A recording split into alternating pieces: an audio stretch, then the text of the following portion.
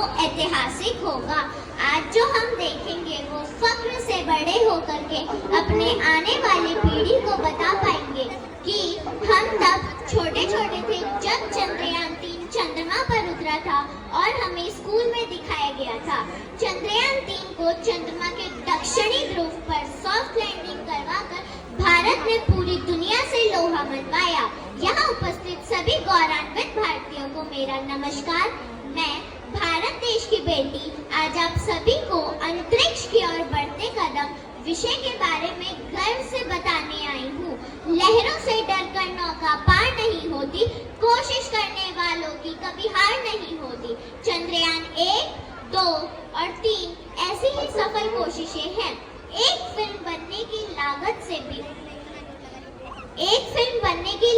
से भी कम खर्च में भारत ने ये कर दिखाया और ऐसे ही सबसे कम लागत वाला मिशन मार्स ऑर्बिटर मिशन पूरा करने वाला भारत वो पहला देश बना जो पहले प्रयास में ही मंगल ग्रह पर पहुंच पाया।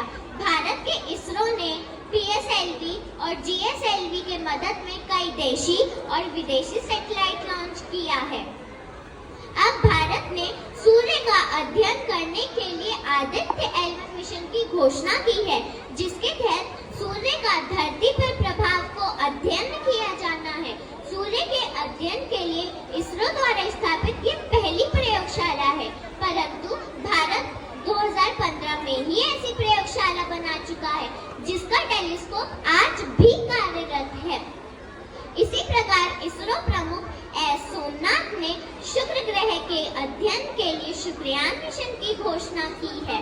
मुझे मेरे भारत पर पूर्ण विश्वास है कि आने वाले कुछ ही वर्षों में हम ऐसे ही विज्ञान मेले के मंच पर एक दूसरे को आदित्य L1 मिशन और शुक्रयान मिशन की सफलता पर बधाई दे रहे होंगे। अब आपको यह जानकर हैरानी होगी कि भारत के पहले रॉकेट को एक साइकिल पर रख करके चर्च तक लाया गया था और उसी चर्च का नाम विक्रम साराभाई अंतरिक्ष केंद्र रखा गया। विक्रम साराभाई को भारतीय अंतरिक्ष कार्यक्रम का जनक माना जाता है।